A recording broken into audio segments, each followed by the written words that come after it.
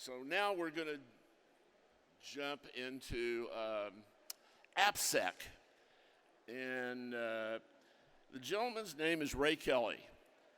And I'm going to give you a bit of his biography, and then I'll read you what he's going to talk about, which is going to be interesting. He was one of the pioneers in the application scanning engines.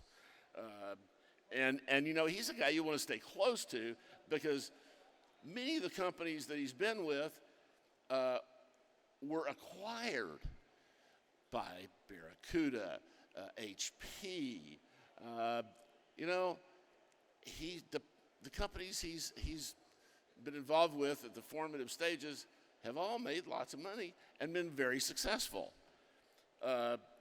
He's a pioneer in the space of dynamic application scanning, and he's going to tell you, and I'm going to paraphrase, because the agenda says why it fails. He's going to tell you why it sucks. So Ray, it's all yours, bud. Thank you so much. Thank you. So, first of all, thank you to HughesSecCon. This is my first time attending. It's been amazing. Thank you to all the organizers. We've had a great time here and learning a lot from fantastic talks while I've been here. So, thank you so much, HughesSecCon. Just a little bit about me. So, I work at Synopsys. I came there through the White Hat acquisition. Most of you are probably familiar with White Hat as far as DAST scanning goes. I've been doing AppSec for 20 years. Yes, 20 years. So working on scanners for automated DAST scanning. And one of my first roles, how I got started, was in about 2002 or 2003, where I came on to SPY Dynamics as the lead developer of WebInspect. So I wrote most of the code for WebInspect from 2003 through about 2009 through the HP acquisition at that time. So a lot of experience there with trying to handle crazy situations, which we're going to talk about when it comes to DAST scanning. Again, we're talking about why DAST scanners fail today. Why is it so hard? The things that we're going to focus on here is on-prem scanners, okay? So we're not talking about SaaS-type platforms, you know, just your pen tester's security tool set, if you think about it that way. Why are they so difficult to use? It's amazing how much time and effort to put into a scanner to try to get good results out of it. And it's not always the scanner. So actually, I'm not here to blame scanners, you know, all these on-prem scanners. It's not their fault. It's just really hard. And I'm going to explain why. And you'll see that theme throughout this presentation. So hopefully you can have some sympathy towards your scanner and see why it is so difficult. First of all, just a show of hands, how many people absolutely love their DAST scanner? All right. One. Sir, that is Stockholm Syndrome. Nobody. So, yeah, Zap definitely. Yeah. Looking at the early days, so when I started at SPY Dynamics, there was just a handful of players. So we're looking at AppScan, right? They were in the game. They went through a bunch of acquisitions, so they're at HCL right now. Sensic Hailstorm is what it was called. The other scanner, that's owned by TrustWave now. Again, WebInspect with SPY Dynamics, and it went through a litany of acquisitions. I went through most of them, except for the last one. Acunetics is another one. Around 2005, they came on the scene as well. So just to give you kind of the landscape, there were not many players like there are today. Definitely no SaaS services, you know, cloud-based scanning or, you know, security as a service type thing. Those did not exist yet. Again, in the early days, you're going to hear me say that a lot. You know, back in my day, it used to be a competition when we go into bake-off with customers, and the same questions would come up over and over again from customers. How many checks you got? You know, so how many things is your scanner looking for? You know, we'd say, well, we have 3,000. Lo and behold, AppScan comes in. Well, we got 5,000. Another vendor. Well, we got 8,000 checks, right? That's all well and good back then, and we're going to talk about why that is actually detrimental now. Who found the most vulns? Literally, we would lose or win deals based on that number. How many vulns did you find? It had nothing to do with the quality of the things that were found, whether or not they were false positives. They just didn't care at the time. It was just who found the most, that's it, we're going with that vendor. And speed is no object. We're going to talk about it. I think it's on the next slide. But again, in the early 2000s, how many web assets did companies have? A handful, right? Today, we're dealing with enterprise customers, 1,000 assets worldwide, where speed now has become more important. And again, we'll get into that in just a little bit.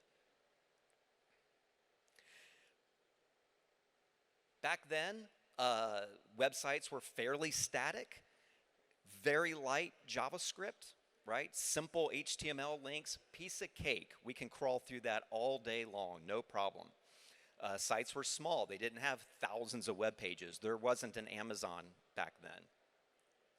So authentication was simple, forms-based auth. Username, password, boom, you're in. Cool, we can test that, no problem. When we look at today, though, look how complicated sites are that these automated scanners have to navigate their way through. Looking at complex JavaScript for navigation, complex session state, multi-factor auth. Sites are huge. Again, the Amazon example. Are you going to take your DAST scanner like Zap and just say, Amazon.com, go? Come back 6 months later and it's probably just a fraction of the way there. So we talked about multi-factor authentication. Single page applications today is one of the biggest headaches for DAST scanners. It's just really difficult because there's no concept of really a web page. It's just an endpoint, right? And you're drawing pages dynamically. I'm going to tell some stories from back in the day. Back in probably 2005, WebInspect at the time was written in Visual Basic. That's what we were writing in. And I'd put one of the first DOM parsers. It was the first DOM parser in any automated scanner because of this brand new feature that all these customers that we had were starting to implement, and it was called drop-down menus. It was amazing. Wow. But the problem is with that JavaScript, you actually have to execute, click, click, click, and start clicking through to figure out where it's going to navigate to.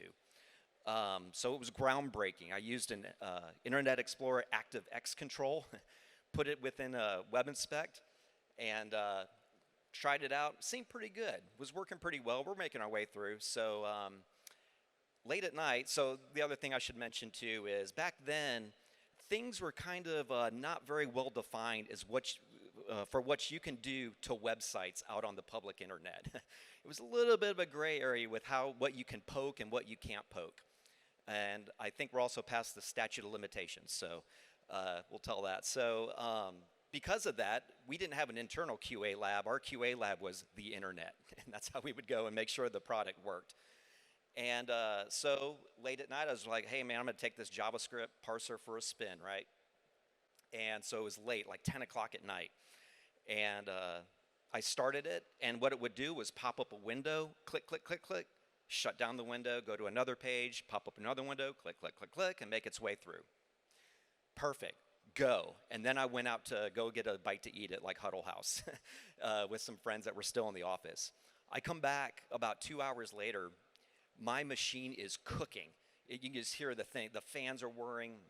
On my Windows XP box, they had little, what would be the start bar today, and there's just little tiny slivers of Windows at the bottom. I'm like, what in the world is going on? Nothing is working. I'm trying to move my mouse around. I start clicking on these. The site that I had started on was like a clothing manufacturer. I was like, my wife likes these clothes. Let's try that site. And so we gave that a try. As I start opening these windows, I start seeing these messages. Hello, hello, question mark, close that window. Please stop, close that window. Over and over again. Apparently what it had stumbled on was a live chat box.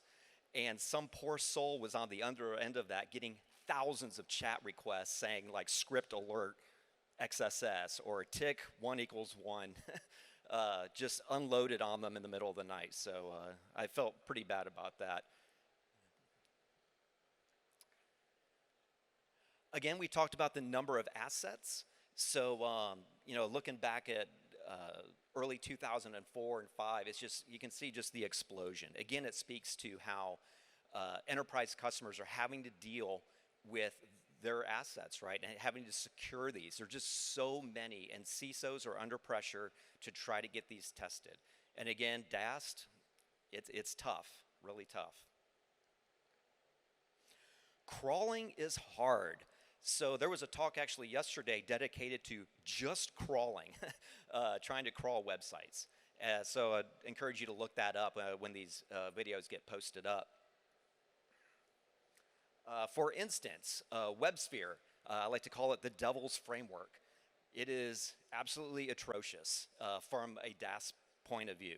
They have what they call, what we had to implement was a depth-first crawling mechanism versus a breadth-first. So when you would scrape a bunch of links off a page, they had unique tokens in them. When you went to page 2, all of those previous links that you've already queued up are now invalid.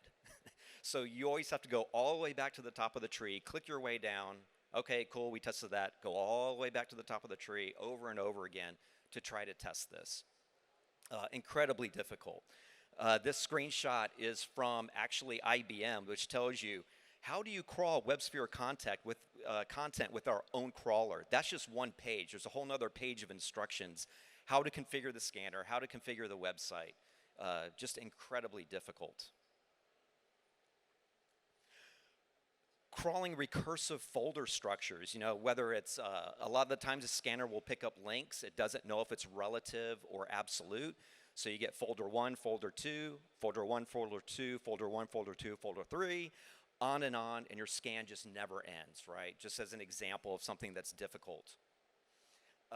Catalog content. This screenshot here was from some local government, and they had one folder with every single hearing they have ever had in the history of this government, and it was all static content. It wasn't like driven through through a hearing ID, right? So the scanner is not able to tell, hey, I'm just hitting the same endpoint. It kept thinking it was finding new content over and over again. So we would have a call, hey, your scanner's taking forever, and we're looking at this like, why? Why are you doing this? Redundant pages or duplicate page or content classification, however you want to talk about it. The idea that you could take 2 pages, look at it and say, you know what, I'm pretty sure this is templated content. How can we take this? I don't need to hit, again on Amazon as an example, I don't need to hit all 1 billion pages. I need to hit a handful within each folder structure and figure out, what's duplicate, throw it out so my scan doesn't take ages to complete. Short circuit logic, the idea that, hey, once I get 50 things in this folder, just stop. As a practitioner, I kind of hate that because you're always worried, did I miss that one link that's going to lead me to SQL injection? So I'm not a fan of that. We always get asked, why don't you just have just a max limit? Once you hit 100 links, just stop. I can exercise 100 links on one page, right? We didn't get anywhere in your web application. So I'm not really a fan of that technique either, but some kind of short circuit logic to make the scanner say, hey, you know what, I've got enough. It's kind of a double-edged sword on that. Session state is hard. We're looking at things like rotating cookies. A lot of scanners these days are multi-threaded. Hey, I want to send 10 crawl threads so I can get through this quickly. When you have rotating cookies, you're killing each one of those threads every time you send a request, right? So it destroys that concept. Cross-site request forgery tokens. The scanner needs to know, hey, that token is important. Pick it up, send it on the next request automatically. Homegrown state-keeping mechanisms. I don't know if there's any developers here, but hey, can we all agree just to use cookies? That would be wonderful and make our lives a lot easier. Detecting of logouts. So, we try to do automatic login detection. So if you give us credentials, username, password, log in, we try to figure out, hey, what does it look like if we get logged out and we lose our session state? Let's take a fingerprint of that, and if we ever see that, just log back in automatically. While that sounds good in concept, it's really hard to look at web pages and determine if you're logged out or not. Looking at this screenshot, it might be hard to read, but this particular scan had been running for 8 days and 13 hours, and it was logged out 34,000 times. It had also sent 15 gigabytes worth of data, and 79 gigabytes was pulled down from this web server because it was just plowing through. Well, maybe the account was locked out. Who knows? They let it go. It kind of reminds me of my first time ever water skiing. My friends told me, hey, Ray, whatever you do, never let go of that rope. You hold on, baby. And, I realized that was a joke. Once I'm behind the boat, my face is plowing through the water. But you know what? I never gave up. I hung in there, and that makes me think of the scanner. Kudos here that the scanner didn't die a horrible death. Time state, crazy. Customer called, hey, you keep getting logged out. And we're like, okay, well, let's try it out. So we do a crawl, just log in. Nah, man, we're not having a problem. Works just fine. They go, oh, let it run longer. And sure enough, it keeps getting logged out. And so we asked the customer, what's up here? And they said, oh, yeah, well, this particular website, we automatically kill your session after 15 minutes. We believe there's no reason any customer should be in our website for more than 15 minutes, so we just kill it. Okay, what do you want us to do about that? So kind of a crazy situation there. Again, session state, like I talked about, homegrown state keeping mechanisms. Instead of using a real cookie, they actually put a cookie variable in the query string. Hey, I'll just keep it up here in the query string, which is horrendous for multiple reasons. But the big one is, how is the scanner supposed to know, an automated scanner, that that thing is important, right? That's where you get into scan configuration and ease of use problems. 404 pages are hard. So the idea that, if you get a 404 status code, page not found, piece of cake, right? That's not a legit page.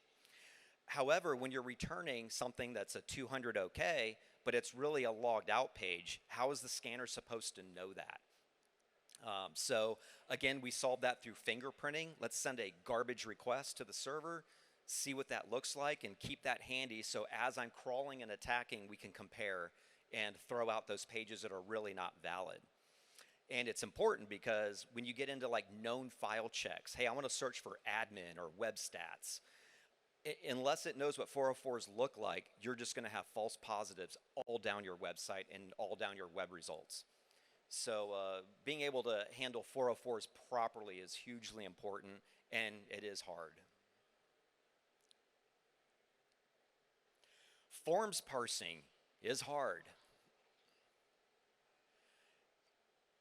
Being able to log in, right? Typically it's dealing with login, but there's also another example I'll show you here in a minute.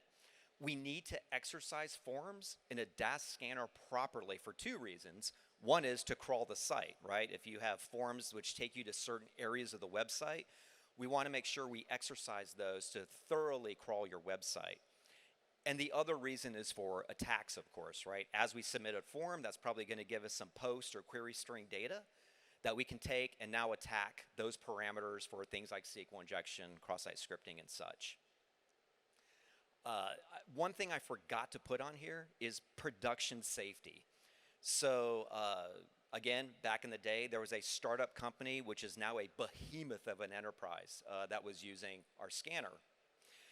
And we get a call one day from somebody on their security team, and they say, hey, our CEO is absolutely pissed off at your product. Okay, what's up? Yeah, he woke up this morning and he had literally 20,000 emails in his inbox from your product. And I'm, okay, well, we don't spam email or anything. Are you sure that's us? He's like, yeah, we're positive. And as we dug in further and asked questions, it turns out that the CEO was so into sales, he wanted to be copied on every single, contact me form for more information on the website. So every time it would submit a request, he was getting an email. I didn't think to ask. When I was working on this presentation, I should have asked and seen what those actually look like. It probably would have been pretty funny because the sender would have been from Fred Flintstone, which was a default web form value. And probably the subject line was, %3C script alert XSS, just complete garbage, and just every one of those were emailed to him. Again, that's an example of production safety, right? Maybe you want to exclude that from your scan on your production site. Being able to automate that, how's a scanner going to know, right? So again, that takes effort from the tester to kind of know something about the asset that they are scanning.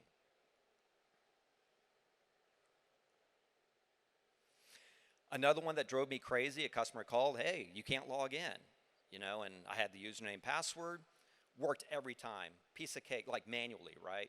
But the scanner, he was right, it will not log in.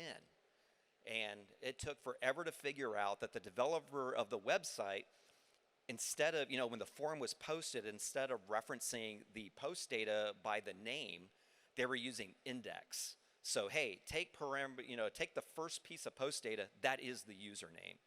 And unfortunately, the scanner would jumble up, just because we're just storing post data, right? And then we reconstruct it and send it. But if you don't reconstruct it the exact way that the web server expected it, it would just fail because of the way the developer coded that up. So, being able to adhere to exactly what a browser would do every single time is really hard.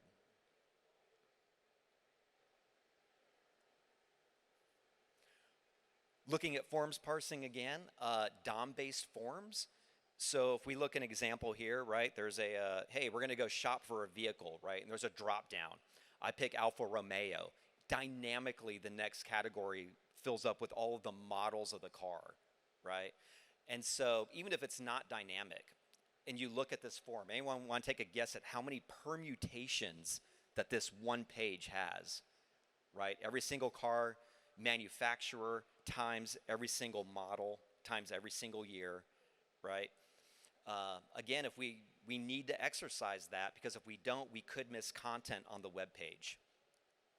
So looking at dynamic duplicate pages, again, we don't know it's duplicate until we actually send it and look at the response.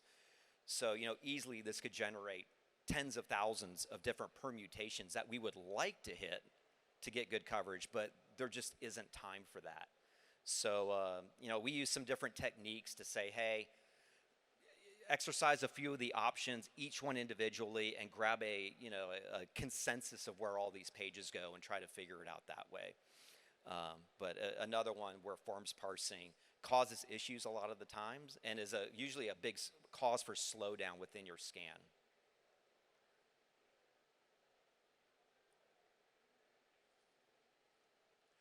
Attacks. I have one slide on this. And I know that sounds crazy, but attacking is fairly easy. We have known how to do SQL injection for 20 years. And has it really changed? It hasn't, right? We're still using the same payloads, the same attack mechanisms, cross-site scripting, same thing, same payloads, just more encodings perhaps to try to evade WAFs and such. But we know how attacks work.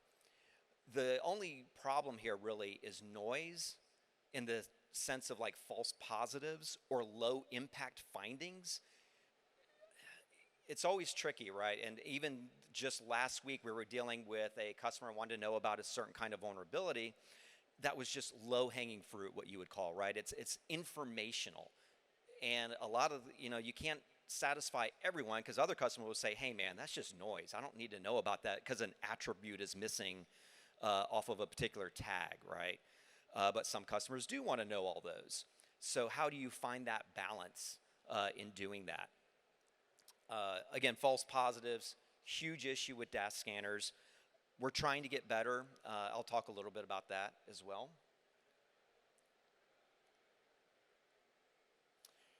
So Those are a lot of the problems. What about the future? What can we do to make this better?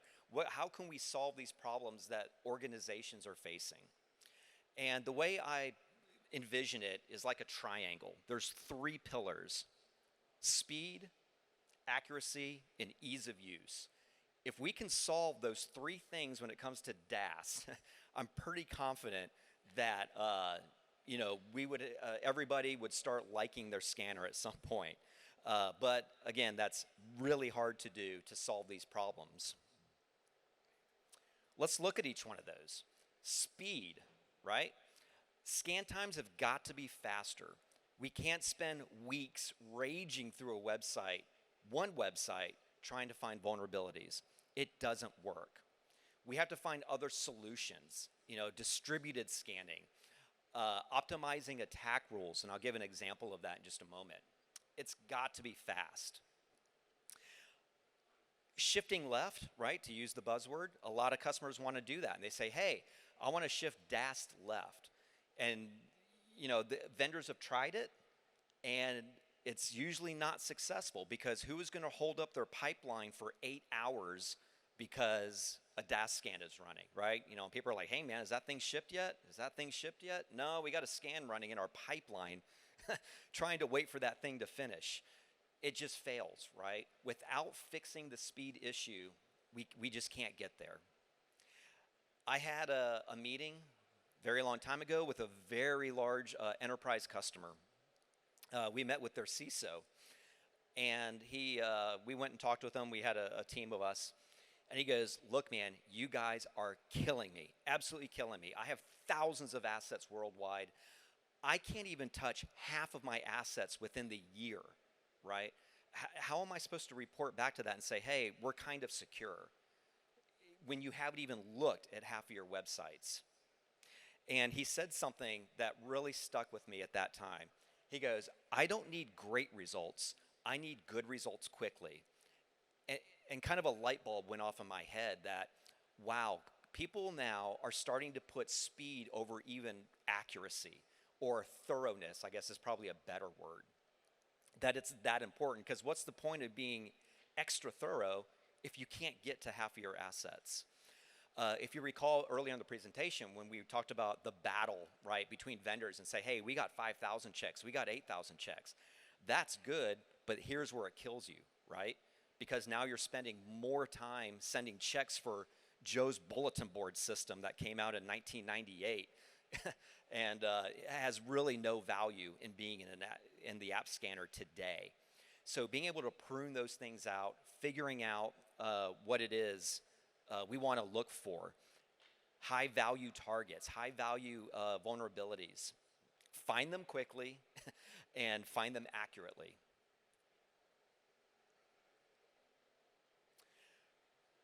An example on the attack side of thing. So DAST scanners need to be smarter, and we're getting there. We're working on that. And for example, if you look at the like a cross-site scripting payload list that you can import into Burp, for instance, there are literally 2,700 cross-site scripting payloads in this list. That's all well and good. Great. Let me just shove that into Burp and let's go to town, baby. And you know what? That scan is going to run forever. And you're basically brute forcing cross-site scripting, right? You're just sending all these payloads and saying, hey, does anything reflect? Let's see what happens. So one technique that I had come up with is like, we've got to find a better way to do this. So why don't we ask the server, hey, what can I send you? What are you good with, server? And so what I would do is have the scanner send a request with like a less than sign, ampersand LG, %3C, send that to the server as post data. First of all, did it reflect? Oh, it didn't reflect? Move on. Get out of there, right? There's no sense in attacking that page now if it's not going to reflect anything anyways. The next thing, if it did reflect, which of those 3 characters were not encoded properly? Which one of those can I use in a successful attack if it works? If they handle the less than sign for cross-site scripting, and it's proper, I can wipe out 60% of my attack payloads because I know it's not going to work already. The server knows how to handle that. But you know, %3C, that worked. Cool. Now let me take a handful of payloads, maybe 100, using the proper encodings that I know is going to work, and I know it's going to reflect. Cool, let's go. Now we've shrunk, 95% of our attacks down, right, and sped the scan up that much more, and be able to do that. So the idea of asking the server, hey, what are you good with?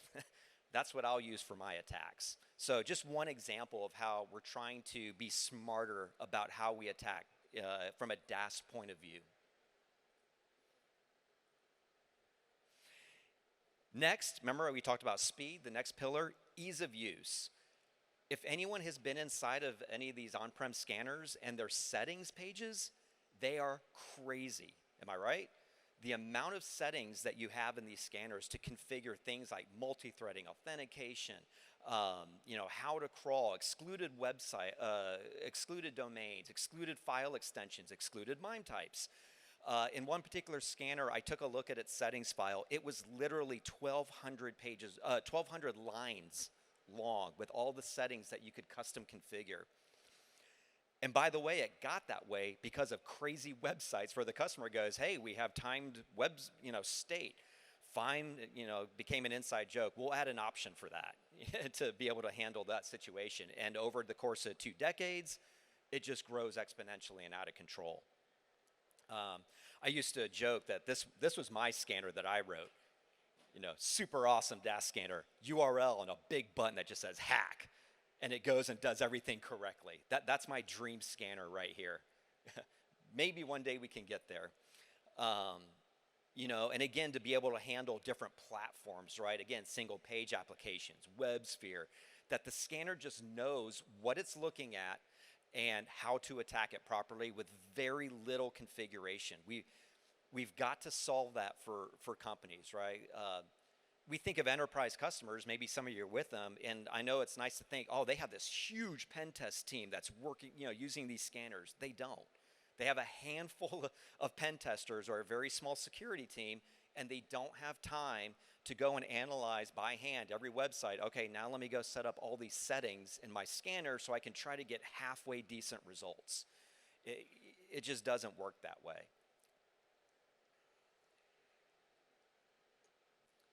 The last one is accuracy, of course. And again, on that pillar, there's a balance that you have to take, right? We talked about speed, which reduces accuracy or thoroughness, but, we can also help some of that as well. Looking, again, do I need to send 8,000 checks against this website? Is that going to help the enterprise customer with 1,000 websites? Probably not. Hey, let's look for high impact and actionable vulnerabilities. And by that, I mean, we were able to actually exploit it in an automated manner. Again, to use cross-site scripting as an example, we had problem with noise. Cross-site scripting false positives so much for our customers. It was a real pain. They hated it. But hey, it reflected, but it didn't actually pop, right? So what I ended up doing was saying, fine, what we'll do is if we think it's vulnerable, remember we asked the server, hey, which encodings can I use? I sent payloads, I saw the reflection, I think it's vulnerable. Let's jam it in a headless browser in Chrome and see what happens. Did it actually pop an alert box? Only then will I tell you, hey, this is vulnerable without a doubt. It fixed all is a strong word in this DAST world. It fixed a lot of false positives, being able to do that and verify that. Unfortunately, that takes time, right? Because now your scanner is loading a headless browser, all of these payloads that we think are vulnerable, pages that we think are vulnerable. But really, it reduced that noise, and it was a huge help for that. Using machine learning, so there's a lot of talk about AI and machine learning at this conference and all conferences. I'm still thinking about the proper ways to use those. From a DAST point of view, it's really hard. Every website is different. Every website. How do you learn or train something that's different on every every asset that you're looking at. It's difficult. Where we were successful, though, at White Hat and Synopsys is one of the features, one of the services that we provide is false positive remediation, false positive verification. And so when our scanner pops out vulnerabilities, we actually have humans that go and look and say, yes, that is a vulnerability. That is a false positive. Okay, so, and what we're going to do is now we've got probably 15 years worth of data that we have had humans look at and say, these are vulnerable. What we can do now is feed that into a machine learning model with things that we know, right? So it's kind of like hot dog, not hot dog, right, from Silicon Valley, and say, we had that. We've been doing that for years. And hey, let's use that to start training a model where now we can pass these responses that we think are vulnerable against things that we know that humans have looked at to say, yeah, that's true. That is a true positive. And we're having really good success with that. Again, that was hard in a unique situation because of the services that we offered where we had that human to be able to help train that model and figure that out.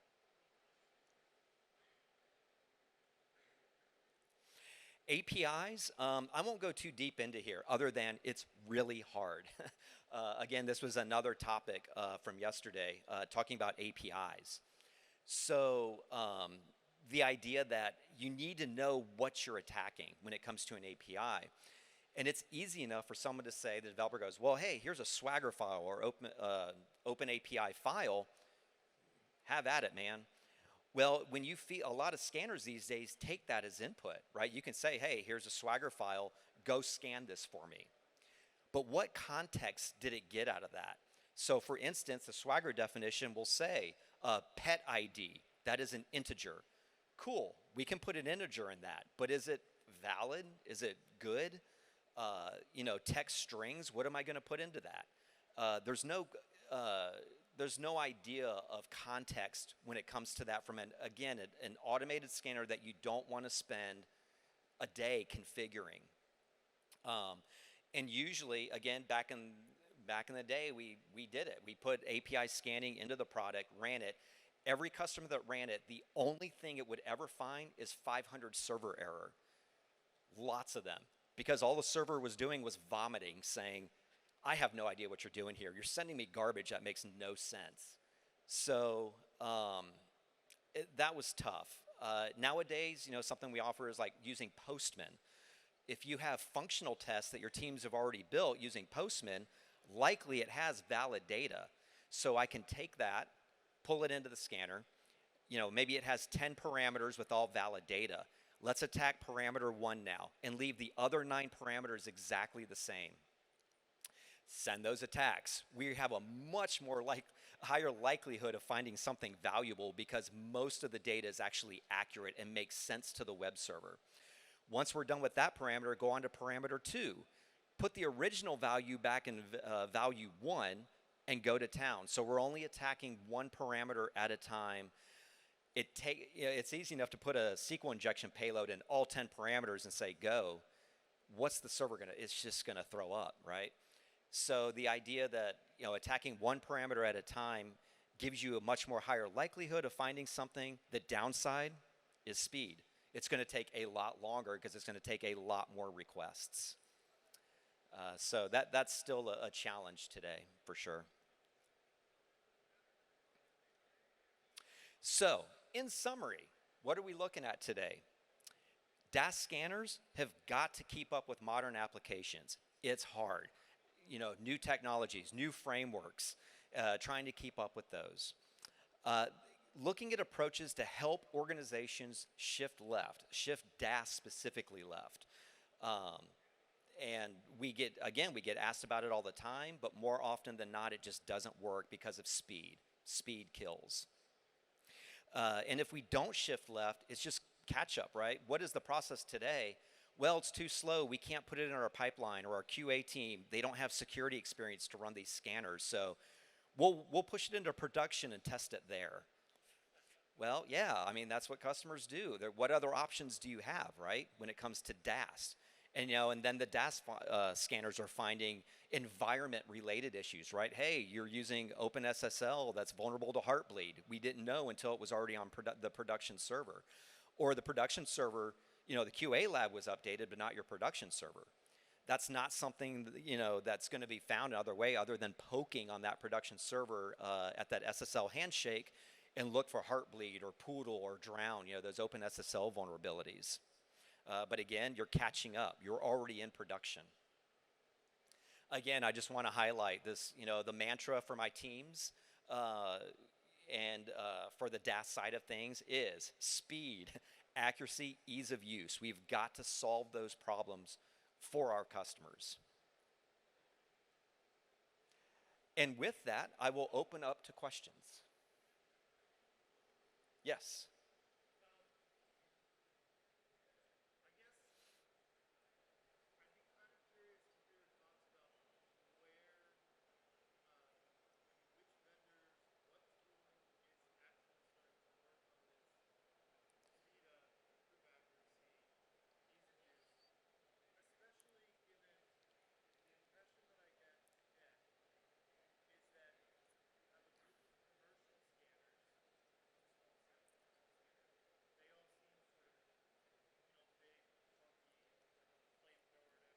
Exactly. And I'll repeat the question for everyone. Yeah.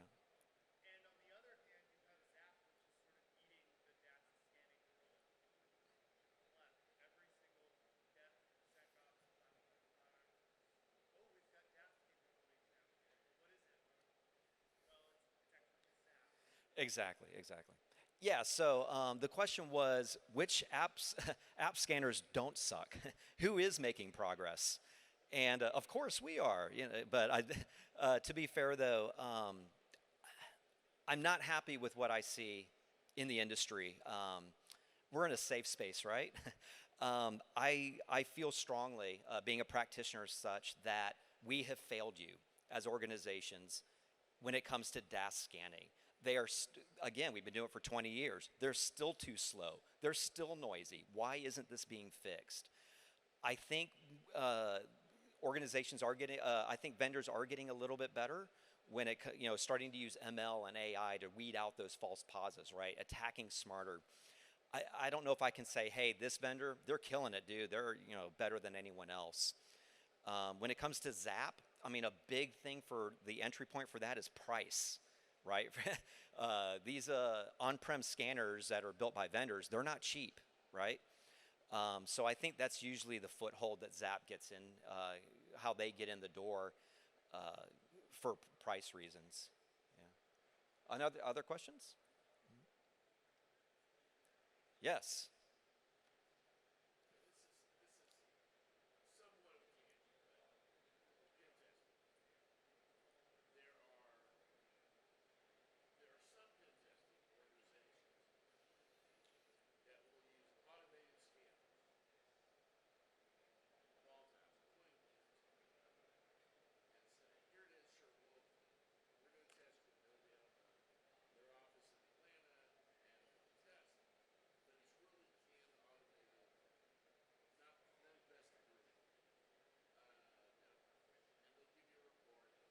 Yeah. Yeah.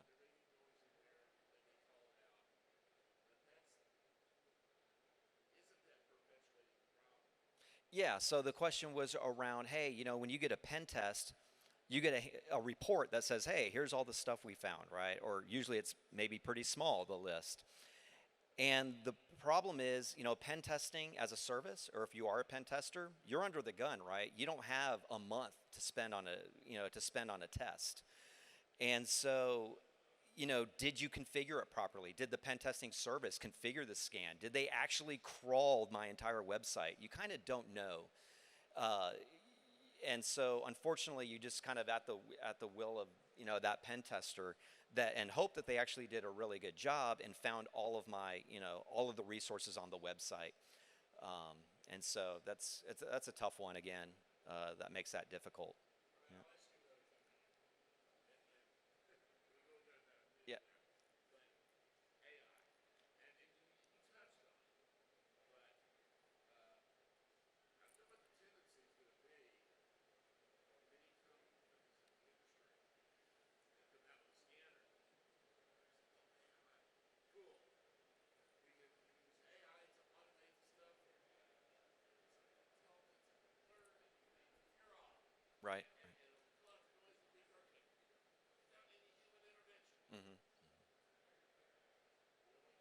Yeah, I had mentioned that earlier, right? He's asking about AI, right? It's popping up everywhere. Hey, we use AI for the full scan. You don't need any humans. And again, like I'm sort of iffy on that. I think there's proper ways to use AI and ML, like those examples I had given. But to say, hey, we just have an AI scanner, just put in your URL and it'll go figure it out. That's a big jump, I think. And maybe it'll work out. Maybe it works perfectly. But I'd probably have to see that in action and check that out.